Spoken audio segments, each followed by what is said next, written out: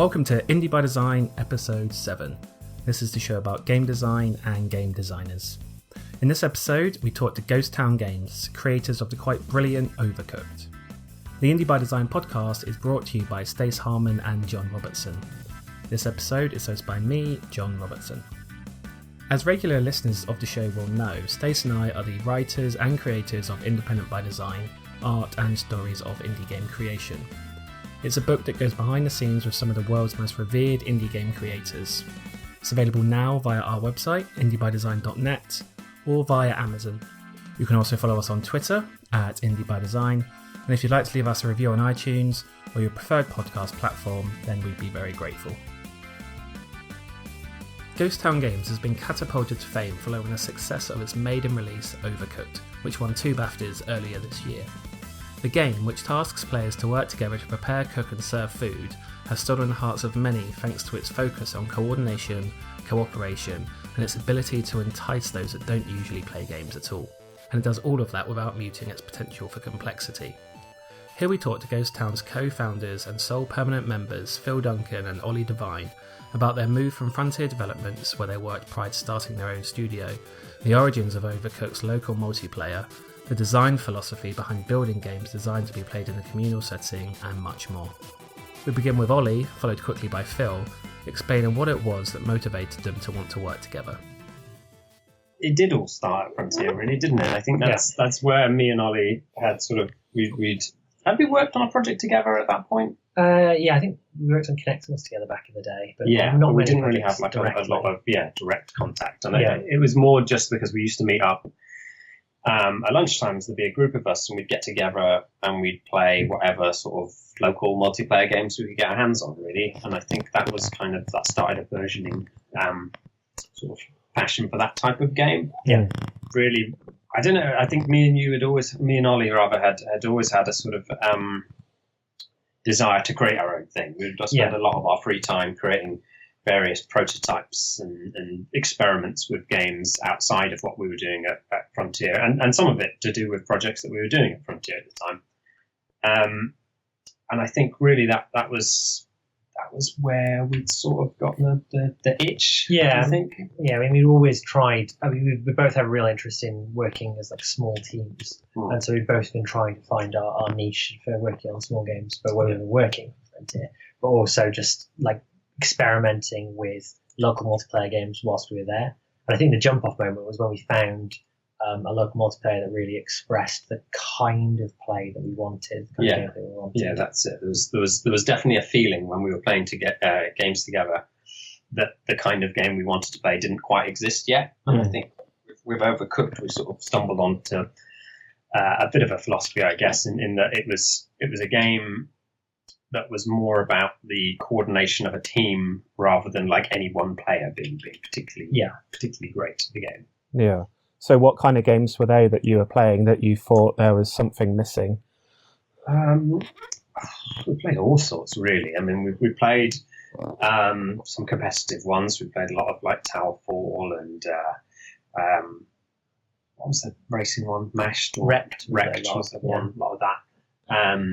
And then we played a game called Storage Inc., which was it was an old XNA original Xbox live game, I think, on the Indie channel. Yeah, and that was a game where you're sort of controlling forklift trucks, and that was the first sort of game I've played anyway that cooperation was really sort of so vital to succeeding in a level.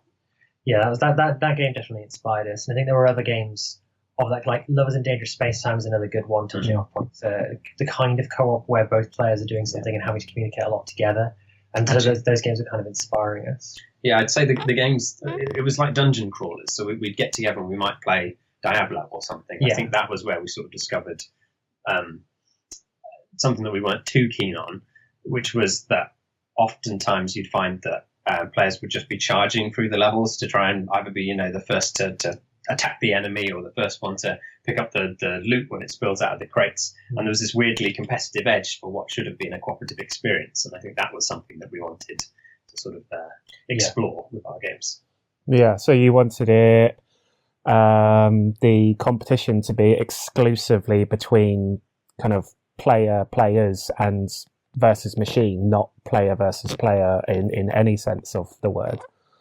Yeah, or just the fact that, like, in order to succeed in Overcooked, you need to work as a team. There needs to be that communication, that coordination. It's not the kind of thing where one of you can be really good at it and therefore the others can sort of not be as good. You all sort of need to be working as a team. Yeah, so it sounds like the kind of sensation that you wanted players to feel was the driving force about the game, like the thematic and the aesthetic sides were added at another time. Like, would that be fair to say? Like, you'd already had the kind of sensations that you wanted players to feel, and then you kind of built a framework on top of that. Would that be correct? Yeah, that's right. So cooking was kind of, it just seemed like a really good example of the kind of experience we wanted to recreate. I think the fact that, I've worked in kitchens and things in the past, so I've sort of experienced firsthand that feeling of lots of people all having to work together to create this one single thing. And I think, yeah, that was why we were drawn to cooking more than anything else, was just that it allowed us to create the experience we wanted, or to give the experience we wanted to the player. I think there was a lot of trying to, once we had the sort of equal experience of cooperation, we wanted to create something that brought as many people to the table as possible, so that players could all, like, they had a sort of shared language. So cooking has this great thing of everyone kind of understanding the basics of it, and everyone has a starting point, and it starts you on a more even level with which to cooperate, which is one part of the team experience. There's this thing where people sort of, they roughly know how a burger is made, or they roughly know how a pizza is made, so they have that intrinsic knowledge, which I think is kind of important, as you say, to level the playing field. Yeah. So did you know that you were onto something when you came across, or when you decided upon the cooking theme? Because it's one of those things that when you play Overcooked, in hindsight, it works so brilliantly. But were you always convinced? I mean, there have been cooking games in the past, like Cooking Mama or Diner Dash or that sort of thing. But they're very kind of singular. They're built around single player experiences. Like, did you, when you started putting the cooking theme on, did you know that you were onto something, or were you a bit sort of, was there any trepidation that that theme? I think there was a little bit of trepidation, I'd say. Yeah. It wasn't like we were completely sold, this is going to be a slam dunk, because obviously there is this thing, especially when you're prototyping, where you're never sure whether an idea just needs that little bit more polish, or whether in actual fact it's a dead end and you need to scrap it. Because obviously, having done our own prototypes in our own spare time, we've been down that alley quite a few times. And I think with Overcooked, there was definitely a nugget there. We were very quickly able to get a prototype together. Yeah, I mean, cooking's a difficult genre in some ways, because it comes with a lot of baggage. I mean, as you say, there are lots of examples of cooking games, and people tended to come to the game with a certain assumption about what the game would be. So there was sort of it was a double-edged sword. It came with a lot of advantages, but it also came with this need to set a context for players that would be like, this isn't going to be the same as cooking games you've played before. Yeah. Just something we spent a lot of time trying to do as we sort of iterated on the game over various conventions. It was something we discovered at the conventions, really. We'd take it there, and we had a few people walking by, and they'd see it was a cooking game, and they'd instantly sort of write it off. You had a few people saying, "Nah, it's not my kind of game." We're like, what do you mean it's not a kind of game? We're like, I don't like cooking games. We're like, well, it's not really a cooking game, but all right, that's something that we need to work on and something we need to consider. Because for us, it was just like, well, from a gameplay point of view, it's really engrossing and exciting. But yeah, I think there's, as Ollie says, a bit of baggage that comes with it, as people think, oh, it's just Cooking Mama. Yeah. Was that difficult to overcome? Because, I mean, I don't want to sort of belittle anyone, but it's almost like that sort of response to that sort of dismissal of a game because it might be a cooking game is, it's really a form of bigotry, I suppose, and it's kind of how people define themselves based on what they don't indulge in as much as what they do indulge in. So did you actively work to overcome that, or did you kind of just leave that to be and hope that the quality of the game would eventually spread, the word of mouth as to its quality would eventually spread, and those people would kind of in time come around, or did you kind of jump in there and try to change people's perceptions like actively? It was definitely an active thing. We were definitely aware of the fact that this was that people had an idea of the game in their head before they played it, and it was something that we found that when we took it to conventions and we coerced people, perhaps some to sit down and play the game, that they would go through the first sort of tutorial levels and they'd be smiling, and then they'd get to I think it was the first like pirate ship level that you have, where you have things sliding around. And there was this sort of moment of realization, I think, oh, that's what this game's going to be. This is a game that's going to, keep us on our toes and encourage us to communicate and coordinate. Sorry, I was just going to say, I think one of the big things that people assume about a cooking game when they were seeing it for the first time was that this was going to be more of even a simulation of cooking in some ways. Because whilst there are a lot of games that sort of take an arcadey feel to cooking, they're all still based very much in the real world. And we wanted it clear as soon as possible with Overcooked that you were going to go to pirate ships, you were going to go to space, you were going to be, fighting in lots of different locations, and they were going to get increasingly disruptive. And that was part of the justification, I think, for how the story of the game and the setting of the game is like an introduction to players to know this isn't your typical city kitchen. This is going to go to interesting places. That's why we have this really ridiculous overtop intro sequence which starts the apocalypse, because we wanted to sort of really capture the player straight away. Yes, so this isn't just clear water between us and other cooking games.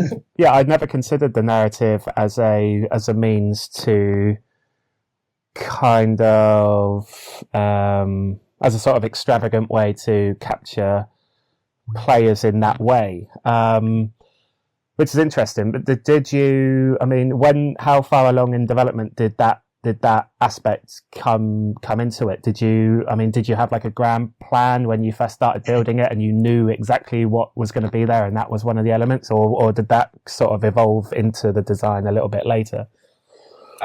It evolved, yeah. I think originally we sort of had this collection, this ever increasing collection of levels that we were building. And then I don't know, the map came next after that. I think putting it in a world map that you could explore and having this sort of 4-player controlled sort of toolbox fan thing. Yeah. And then the story was quite late on, really, wasn't it? Yeah, there was like a weird day where we sat down and we're like, okay, so we need like this sort of framing device. We need this world this is going to be in. What is the world that would justify 4 chefs going on an adventure to like together to train up? What would be the thing? And it just sort of seemed a natural. Weirdly, the Onion Kingdom seemed the natural and obvious conclusion. It was a really strange day. We hadn't been sleeping a lot. We've been working very hard. That might show in the story that it was quite late in development. We were having quite an odd time with it. But the other thing is, of course, that we knew that because it was a multiplayer game, you don't necessarily have the player's attention as much as you do in a single-player game. So we knew whatever the story was, it had to be fairly overblown, and also something that if you ignored, it wouldn't really affect things too much. Yeah, it had to be short. It had to be attention-grabbing, because people don't watch cinematics as much when they're playing a multiplayer game, and it had to be something that people would resonate with people, but in a shortened way, I think. Yeah. So some of the level designs that you've got, like you mentioned a pirate ship, and there's the icebergs, and there's all stuff like that. Were they levels that existed in those themes before you came up with the narrative, and then the narrative was kind of bent around those, or was it the other way around, that the narrative came and then you sort of jazzed up the levels to meet the sort of story that you built? It was the latter, I think. We had basically we would create themes for levels based on mechanics. We were very sort of design driven in that way. We knew we had these kind of mechanical ways we wanted to divide the player or force them to rethink their strategy. And then we would think, okay, well, what is the context for example, a countertop moving from one side of the room to the other? And it's just like, oh, that's great. We could do a pirate ship type thing. And that sort of led to being slightly more abstract. And then the story on top of that was even more abstract.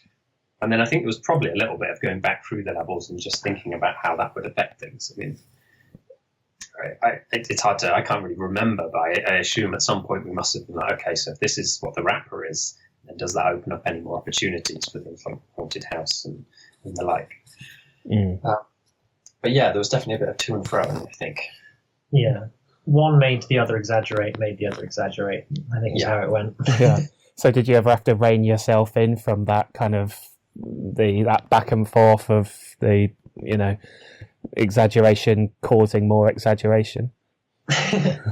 Only through time, I think. Yeah, there just came a point where there's a point you have to stop. But I think it was all a matter of trying to create as much chaos for the players as possible, because I think that was when Overcooked was the most enjoyable, was when players weren't falling into a pattern and a rut with the gameplay. So it was increasingly trying to find ways of pushing players around and making players fall to the sides of things, and making players make mistakes.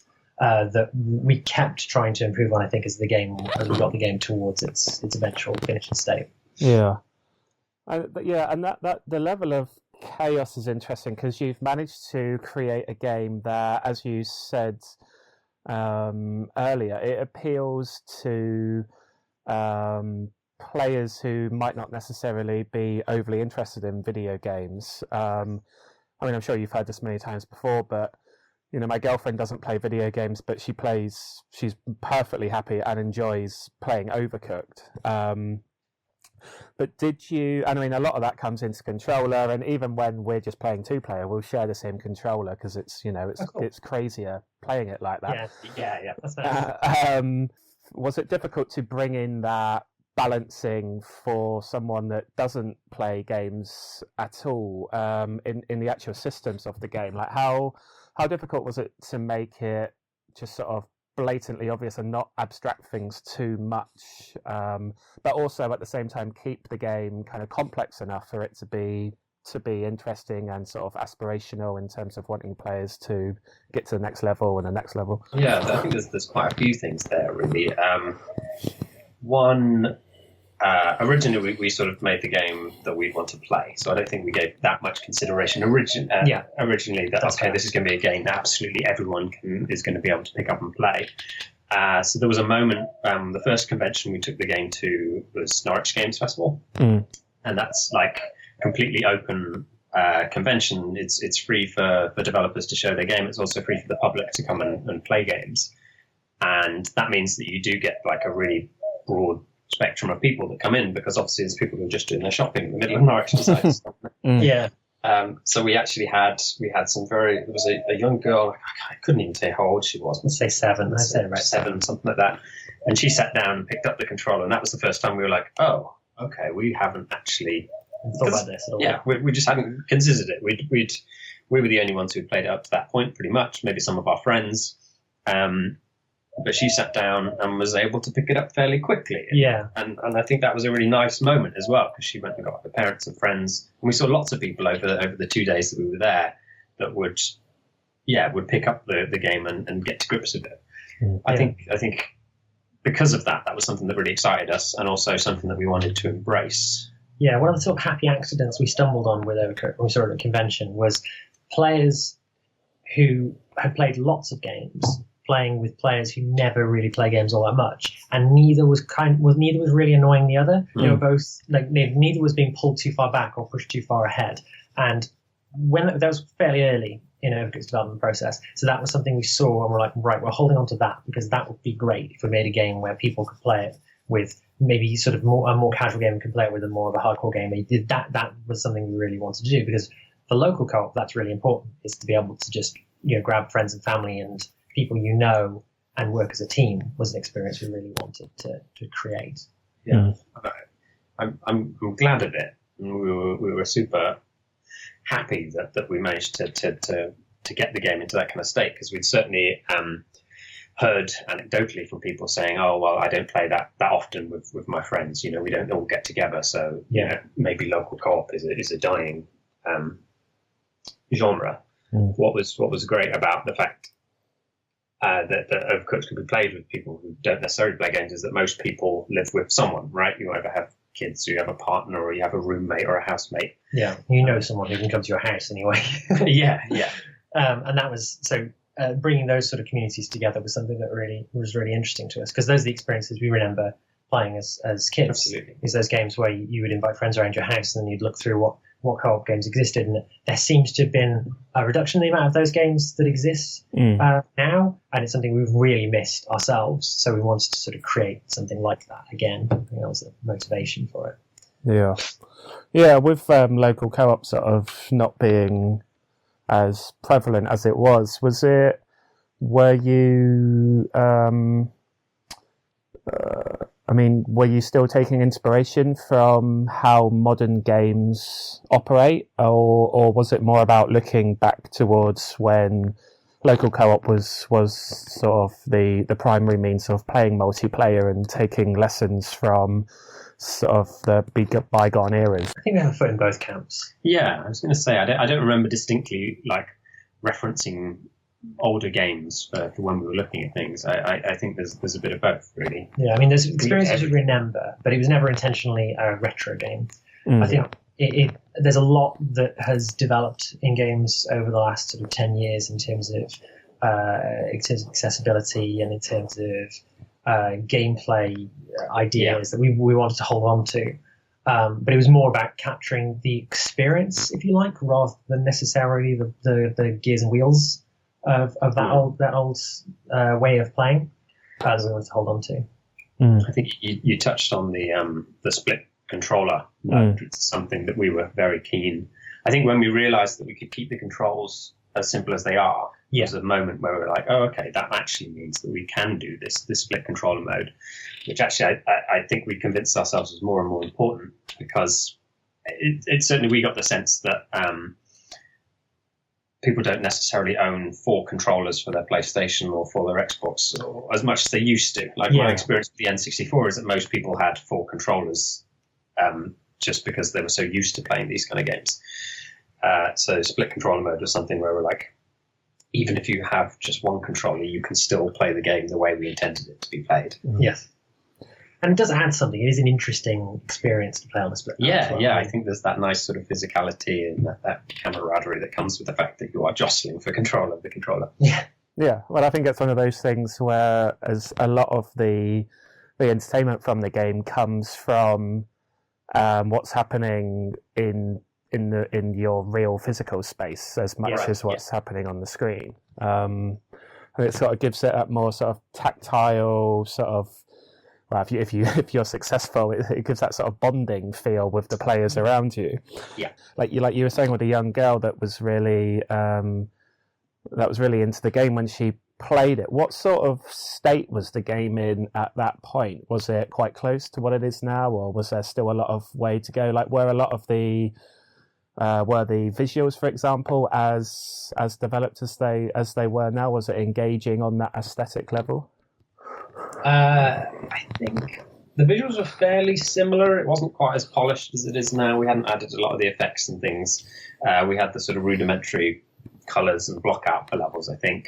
We definitely settled. The characters were pretty much what they are now. There were less of them, and there were a lot less levels. There was only 5 or 6 levels. Yeah, about 5 or 6 levels that we took in. I think the big thing, well, actually, there's 2 big things that changed. One of them was the way that we deal with scoring, because originally it was kind of a survival thing where you just kept delivering orders until you lost lives. So every time you'd spent too long on an order, you get the buzzer and you'd lose a life, and it was like when you lost 3, that was it. And we found that actually people were finding that a lot more stressful, because there was this feeling of constantly failing. It felt too negative. Yeah. So that was the first big thing that we changed. We changed the scoring to be slightly more positive. So it's just how many can you do in that time. And then the other thing, which actually we spent a large part of the design on, which was the restrictions that we imposed on the players. And that's not necessarily negative things, just things like originally players could like add whatever they wanted to a burger, and they could accidentally fail a lot more often. So they could accidentally add 2 burgers or an uncooked burger to a bun, or an unchopped lettuce and this kind of thing, and they'd fail and it wasn't quite clear. So we spent a lot of time just saying, okay, we don't want the player to be completely restricted, because we want some of these errors in there and we want people to be able to make mistakes. But I think as we introduced more and more chaos into the game, it got more and more important that you wouldn't get caught out on technicalities by the game. Like that it was nice and you could put stuff together and you felt like you had a sort of safe core experience that then we could disrupt as much as possible. because that gave you a sort of access point for, I'm coming in, no, everything's nice and friendly, I just have to make an onion soup. Oh, now the boat's moving around and the kitchen's on fire and all that kind of stuff that's sort of outside of that gameplay. Yeah. I mean, the other thing that changed a lot was the importance of environment, right? Rather than... Yeah. Again, just from watching people play it, we realized that they didn't seem as bothered that they were, because in those early levels we didn't have that many recipes, and a lot of them were like onion soup levels that people were making, but people didn't seem to mind at all that that's what they were doing, so long as the levels were introducing something new and something interesting that would change the way they play it. And I think that was a big surprise to us, because we were thinking, okay, this is going to be a game that's going to have lots and lots and lots of different recipes, and you're going to have to learn them all, and they'll be really intricate. And we realised that in actual fact, the level design was way more important. People didn't want intricate recipes as much as they wanted interesting levels to play in. Whilst the game does support lots of different recipes, it definitely became much more of a focus of the game to make interesting environments and interesting challenges for players to overcome whilst they were cooking recipes that they could remember.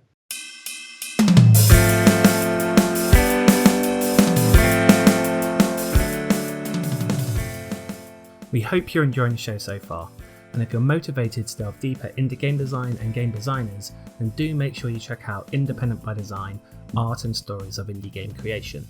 It's a hardback book that combines inside stories that focus on specific studios and individuals, all of which are informed by tens of hours of original interviews with compelling pages of original artwork and concept documents. 26 studios and individuals are included, such as Introversion, Dennerton, Vlambeer, Devolver Digital, The Chinese Room, Frictional Games, and many more. Just go to indiebydesign.net to get your copy today. You can also follow us on Twitter at indiebydesign and on Facebook by going to facebook.com/independentbydesign. Our website, as well as being a portal through which you can listen to this podcast and buy our book, is also full of interesting editorial content for you to read. Again, that's indiebydesign.net. Begin part 2 of our interview with Phil explaining how he and Ollie went about distilling the myriad ideas they had for Overcooked into what eventually became the finished game. There was so much playtesting, making pages and pages of notes of things that people were doing or that we hadn't expected them to do, or problems they kept running into again and again, and then we'd go back and we'd develop a bit more, and we'd bribe our friends with beers and pizzas to come round and play the game again. That certainly is my lasting memory of like what was the most difficult bit of the design for it. Yeah, it's like the psychology of groups, and it became much more about playing it with lots of people and then seeing the patterns start to emerge of what people do, the mistakes they tend to make when something's unclear, and that's kind of the process of making anything, any game. Is this process of iterating with the players and then going, okay, this didn't quite make sense, or this did make sense, or they prefer more of this. We did a lot of that with Overcooked to try and make sure people, especially because there's only 2 of us and it's a 4-player game, it was really important for us to get as many people playing it as possible. So like really early on, we would play it completely differently to how most people play the game, because obviously we know exactly the best way to play a level, but also we've just played it so much that there's very little communication that happens between us two. We sit in total silence. Experience. So did you have to play test there? Did you go out of your way to play test with groups or in environments in which non-traditional gamers would be able to take part?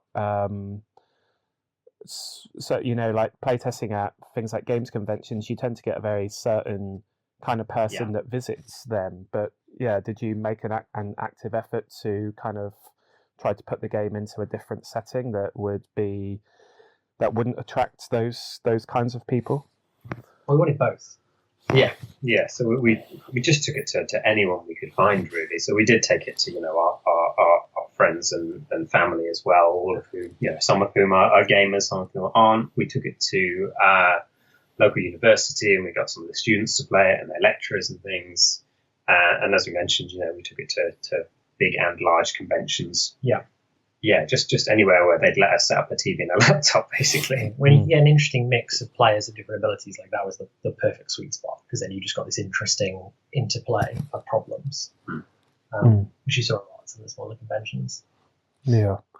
And was there ever because I mean, one of the things that I think the way that like in my personal experience, the way that other people have wanted to really want to get involved is, I mean, you can explain the game to people all day, and they could demonstrate an interest, but what gets people excited to want to play is by watching other people play. Like there's a real sort of spectator vibe, like a real strong spectator sport almost element to the game. And was that something that you were always aware of and you actively worked to cultivate? Like, were there any design decisions in maybe the UI design or even like the fact that two people can play together on the same controller? Even just watching people try to fumble about with that sometimes is entertaining. Like, was that worked into your design explicitly? I'm kind of thinking in the same way as how a lot of, I know your game's not an esport, but a lot of esports games, the UI design is explicitly designed for a viewer in mind as well as the player. Was there any sort of cultivation on your side to make sure that it was so fun to watch people play? Not a huge amount. I mean, we certainly were aware we wanted it for it to be fun to watch, and we watched a lot of, or we experienced a lot of people playing the game in groups of 5 as well. That happens quite a lot, where you have 4 people playing and you have a 5th person who's there to point out who's doing something wrong, almost like a sort of head chef who's not even playing. We certainly encouraged people to capture anything they wanted from the game and to share it, because we knew that would be a big part of the game is actually people playing with their friends and wanting to show their other friends how they get on. I think maybe it comes a little bit from trying to bring people in and show them like visually that this isn't a standard cooking game, and maybe also translates into the game playing in a certain way visually. There's definitely an aspect of that to the visuals where we want people to instantly be able to tell what's going on at a glance, because obviously when you've got 4 people charging around, it's important that you can distinguish, a mushroom from a tomato, and you can see the distinct stations that are spread around the kitchen. Because we have to teach, because it's so different mechanically from games people are used to. I think that there was a lot of teaching players the sort of gears and wheels of what they had to do in the early couple of levels.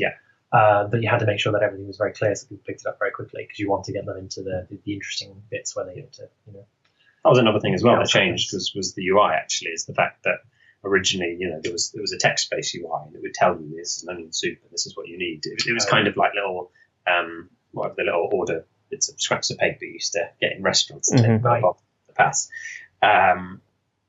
We changed that just so that it, hopefully that now at a glance you can sort of tell, okay, when you're looking at a burger, for example, it's got an onion and it's got a lettuce and tomato and a bun, and then the meat has a little frying pan symbol under it. So hopefully you can just quickly look at that, and tell exactly what needs to be done. Yeah, and are these things that came out of sort of play testing criticisms, or were these things that you came across yourselves, like when you were playing? Because I know, when you're like you were saying before, it's sometimes difficult to see the wood for the trees when you're so good at the game anyway. But were these things that you knew had to be changed, or? I think that was one we knew needed to be changed more. I mean, there's lots of different factors. Some of it was players not being 100% sure what was needed for an order, and then other bits of it would just be things as simple as like we wanted to have more screen real estate that we could use for the players to play in, so we tried to make the UI as small as we could possibly get it. And obviously when you have text and you have to translate it, that's something where it can get much bigger and take up a much more room than you want it to. You get a bit of a feel for it, I think, having seen a lot of the game at convention, but you kind of have to be open to take it to convention and then just sort of seeing if it's a total disaster, because it's very difficult to tell. I mean, as you say, it's very difficult to tell when you play the game a lot yourself and when you're so close to the metal as we are, that whether your game is fun or not is an almost impossible question to answer. You have to see other people play it to work out what bits of your game work. Important to us a lot. And there's definitely a feeling that you just need to hold on to that little belief that you have in the game, because obviously the first few conventions you take it to, you're going to get a lot more negative feedback, because people are stuck and they are going to play in the way they're not expecting. Which is why it's good to do it early, because then you can make changes and it doesn't feel quite so punishing when you've got an early prototype that people are getting stuck on. And you're like, that's okay, because they've got got a few months they can put together some more things. Yeah. That makes it sound like we were way more calm about it. Oh yeah, it's really intense. This is fun. This is cool. It's going to work out in the wash. I nearly died. It was that kind of thing. Yeah. Did you? I'm curious at the conventions. Did you allow people to play single player, or were you very much, this is a multiplayer only game? So for the first conventions, it was very much multiplayer. I don't think we even had a single player. We had a very basic single player that was literally just one avatar running around and doing everything. Yeah, it was single player was difficult with Overcooked to get right. I think we spent a lot of time trying to make the experience work. And certainly at convention, we tended to play with players who would come up to sort of give them someone to play against because we thought it was a nice experience because obviously the game from the ground up was built as a local multiplayer game. And then single player it's something that we sort of tried a lot of different things until we settled on what we eventually had. Yeah, we had a very bizarre sort of offshoot puzzle game originally with the single player. We had all new levels, and it was all about sort of switching between these various different chefs, and the very maze-like levels. We had to get like a lettuce from one end to the other and put it in a soup. Yeah, I think we ended up settling on something that we tried to convey as much of the core experience of the multiplayer game, but as a single player game. So you're cooperating with yourself was a sort of basic premise. It is still more of it feels more time management-y. I think it's more of I would say that the single player game is more of a gamer's game than Overcooked as a whole, because I think it's much more challenging. That's definitely something we thought about, where we were just like, okay, well, since the single player is something that, I don't know, it just felt like it was a different audience, someone who's going to sit and play the game on their own. Let's make it slightly more challenging for them because you're aware of what both chefs are doing at all times as well. Yeah. So it's not like in multiplayer where you've just got yourself and then three characters that are just off wild. Yeah. Yeah. I think it was important to have like a single player there just for the purposes of people buying, because when people first buy the game, they're on their own. Often they're on their own, and they're looking to see whether they want to take this to their friends. You need to get something that conveys that experience, says, no, this is the experience you're going to have with your friends, and then they can take it and play it with other people as well. Yeah, it's a different game in some ways, but it's one that tries to get the sort of philosophy and experience of this as a multiplayer into a single player game. Yeah, so I mean, it sounds like there's a lot that you added. There's a lot that used to exist in the game that doesn't exist anymore. Do you sort of mourn the fact that these things are not out in the public sphere? Maybe not in Overcooked, but in some form or other. It sounds like there was quite a lot of work that went into that. There's definitely features that we had to remove that I enjoyed and that I'd like to play with a bit more, but they're definitely not ones that I feel like, I wish they were in Overcooked, as you said. Yeah. There was certain levels, for example, that worked way better with just that would only work when you had 4 players. Because for most of the levels, you can play at 2 to 4 players. Yeah. And there was some really nice, intricate levels that required you to pass ingredients, between all 4 of you. But then when we tried to pare that down for the 3 and the 2 player variations of it, it just didn't feel quite as fun. So there's definitely there's some of those levels I wish that we could have somehow found a way to get in. And the single player stuff I did enjoy to an extent, but it was a completely different game, and it felt like we were just we were building 2 games at the same time. It felt more of a puzzler, I think, than the animation thing. I think part of it, there's a brutality to games design when you just have to kill what doesn't work, or even sometimes kill something you like and then see what it does to the game. And there was a lot of that went into Overcooked. Yeah. Because that simplicity of the game was important to us, to sort of start from a minimalist point of view and then build up the level of difficulty and chaos. Yeah, I think it was kind of a relief in some ways when we did cut that away, because it felt like we were actually honing in on the design that we were keen on, and we weren't watering it down. Yeah, that's true. For that reason. So I always think the balancing on the game like this must be so difficult to achieve, but is that the way that you did it for each level? You started with the 4 players and then worked from there? Not always, no. Sometimes I'd be thinking about 2 players, and that would be the jumping off point. I think that normally there's a kind of experience that you want to convey. There's a story that you want the players to experience. So you'd start building a level and thinking about, okay, how can we give the players that experience? What would happen if they were on two sides and they only had they had to share access to the sink and this kind of thing? Yeah. And it would be kind of the filter you'd have to then run it through in your mind was just like, okay, well, how does that change in 2-player? How does that change in 3-player? Yeah. And that was kind of how we'd... In terms of the balancing, there was a lot of... Oh my gosh. There was a lot of playtesting and a lot of score collecting that we did to try and get the score levels where they are. Because obviously in the end game, we've got 30 cooperative levels, all of which can be played 2, 3, and 4 player. And we've got... Oh, and 1 player as well. Yeah, of course. So, and then we have 3 different score boundaries for that. So we have this enormous spreadsheet that has all those different combinations and all the different scores for each. And you'd find a situation where if you decide, actually, you know what, it'd be nice if the characters just run a little bit faster. We could just do that. And then you'd suddenly realize that, oh, hold on, that's going to change every single score in the game because suddenly now they can get that one extra order in or something like that. So that was, that was pretty brutal. And that was really in the last few months of development where there was a stage I remember distinctly being like, right, okay, no, we can't make any more of those kind of changes because we just don't have the time to play test it all and record scores and try and create the...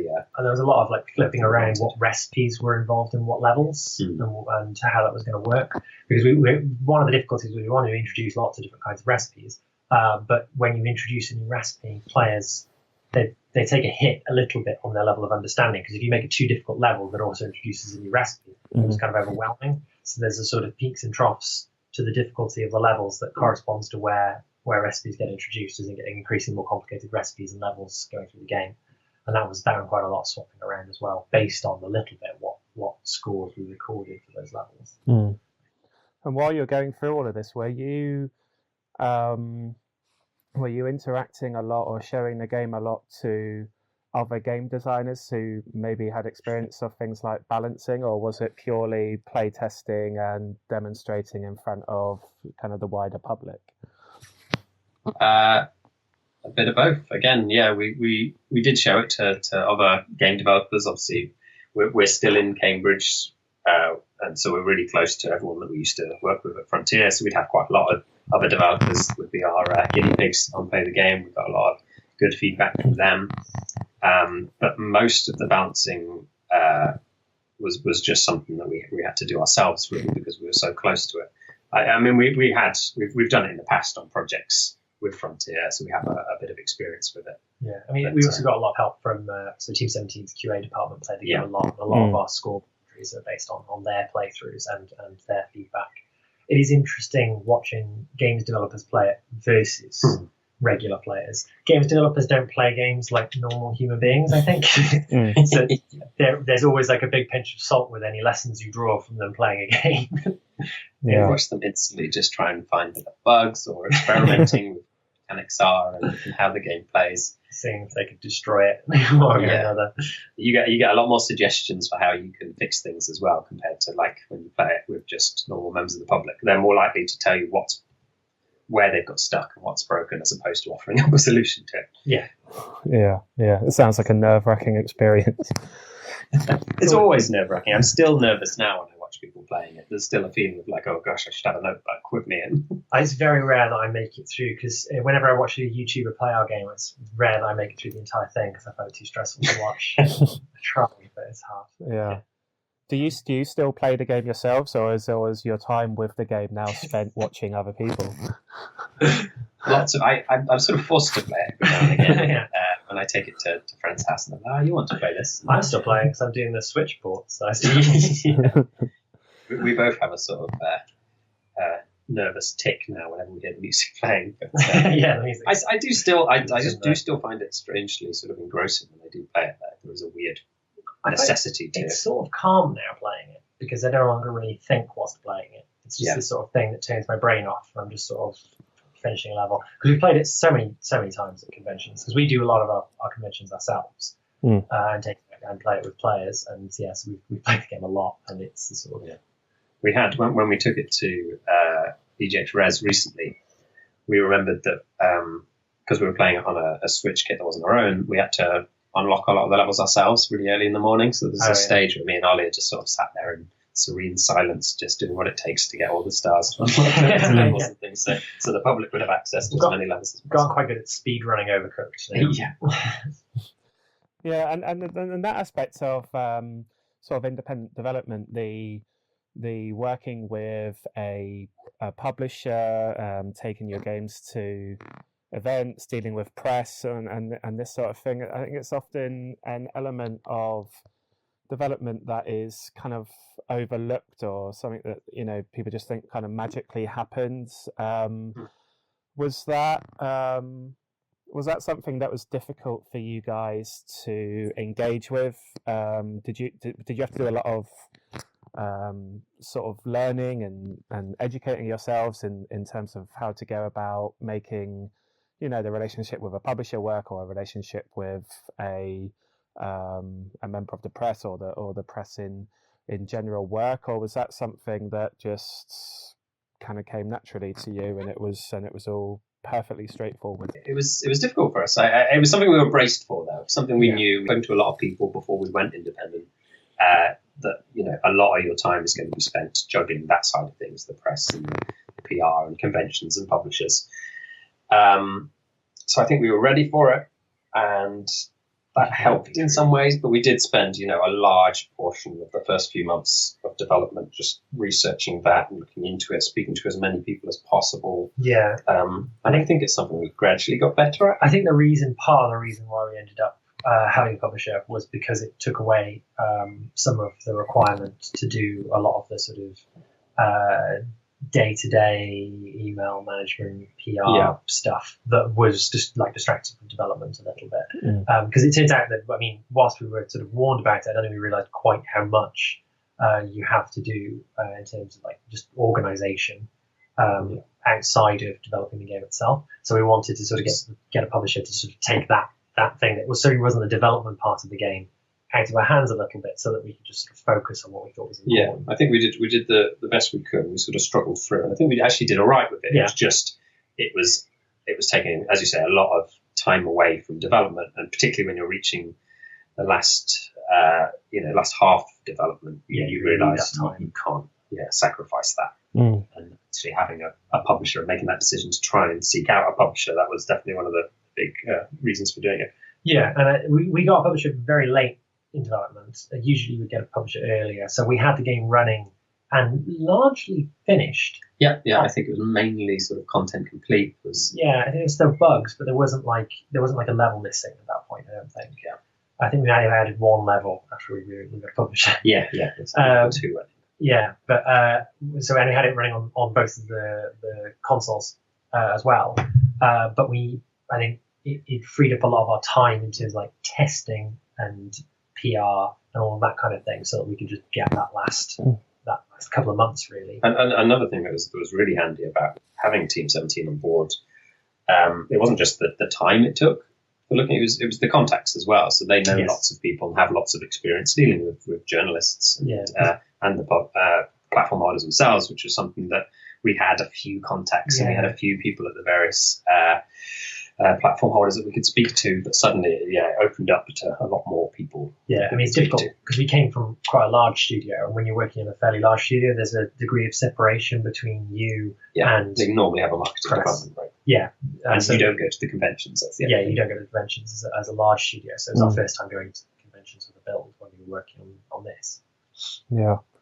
So was there do you remember the first time that you showed the game to Team 17? What was that experience like? Was it did they get it? Did they like the idea straight away? We weren't actually there. That was one of the first few ones that we actually sent a build to them, and we weren't by there. Normally we try to be there when people are playing the game, because you want to make sure there's not a horrible bug or something that's happening without you knowing. Really justify the game. And they'd really enjoyed the game the first time, but they actually turned it down the first time we showed it to them.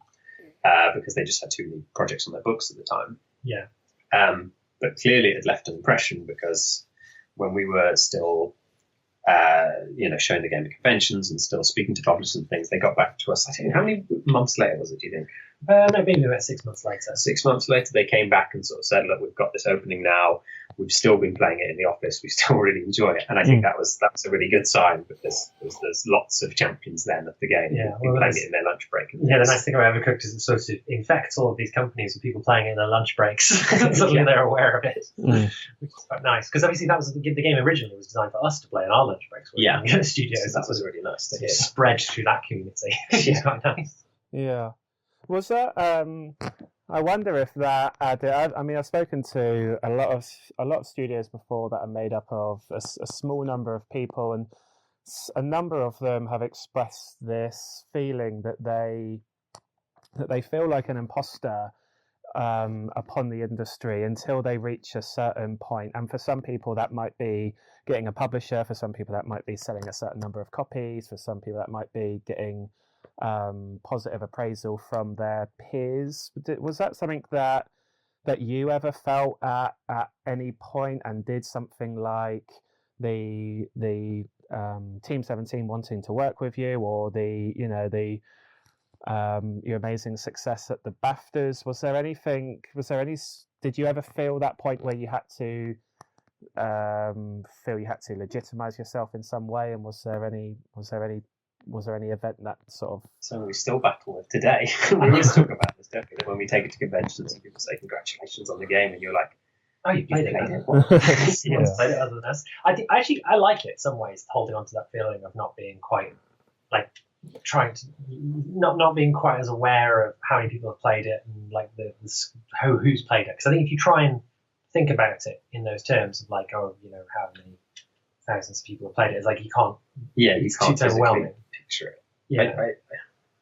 In terms of key events, though, I was thinking like that made me feel warm and fuzzy, or made me feel less of an imposter. I guess was there was an EGX where they do a questionnaire for people after they've left the convention as to which they really enjoyed. Oh yeah, that's right. And Overcooked had held really high on that. I think we were like third. I think we were just above Quantum Break. It's behind. What was it? One of them was PlayStation VR, were above us, and then the other two was like one was a Microsoft game, and the other one was Dark Souls or something. So that wasn't necessarily a feeling of like, oh, we belong here. That was just a nice feeling of like, oh, these aren't people that know us. Yeah. These aren't people that have to be nice to us and say they enjoy the game. Some people, they've left us behind. They just answer a random question. Yeah. And then, of course, being nominated for the IDF was a huge deal for us. Yeah.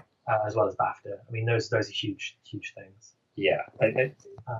Somebody's asked us once how we felt about the BAFTA win. How does that make you feel? And it was only a few weeks after we'd won the award where I sort of I appreciated the fact that the BAFTA is made up of lots of different developers, lots of our peers.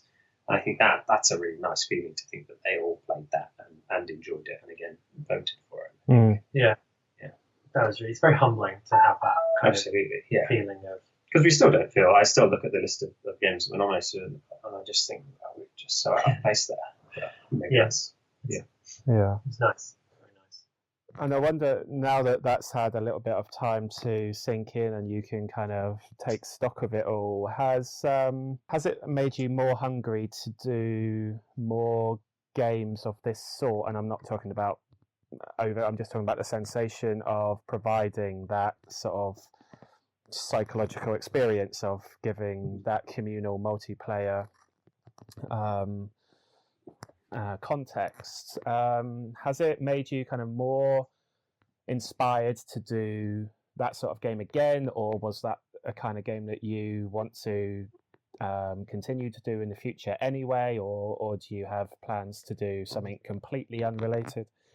I think it hasn't really changed what I want to do with games so much. I think we've always had this desire to make the kind of games that we want to play. Yeah, and you have to start from there. I think you have to start with what you enjoy, and then work from there. And if it turns out that that's what lots of people enjoy, that's better. But I don't think it's entirely like, nice. We're making a game just for us, because God knows what that would be. It wouldn't have any tutorials in it. That would be probably exactly. The UI would be really, really difficult to read. It's going to be accessible, but something you would enjoy. Something you would enjoy if you hadn't seen it before.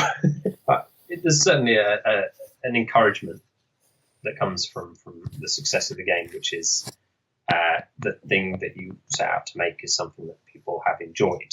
Yeah. And that's nice, and it does give you a boost to think, well, okay, maybe they'd enjoy something else that we'd like to play. Yeah, I mean, the other hope is that, I mean, I really like local co-op games, and I hope that not just us, but I hope other people develop local co-op games. Absolutely. I want to play more of them. Again, we create the game, but we don't necessarily play it anymore. It would be nice if someone could make one for us to play. Yeah.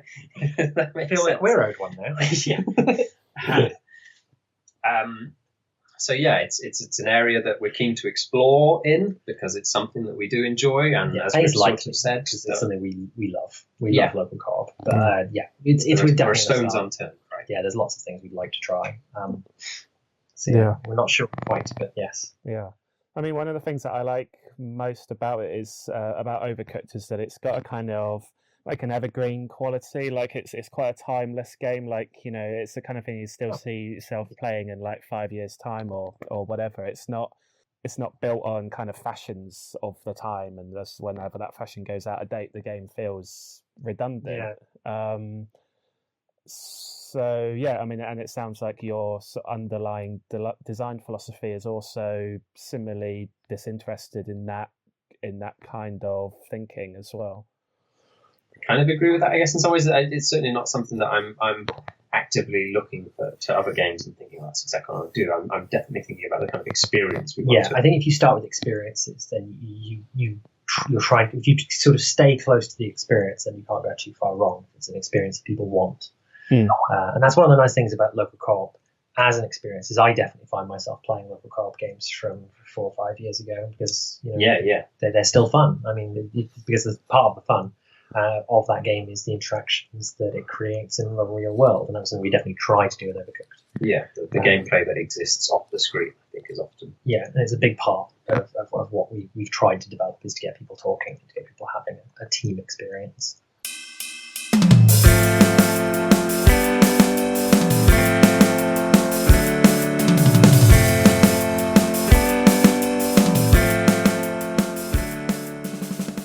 For more on games and game creators, do visit indiebydesign.net and follow us on Twitter at indiebydesign.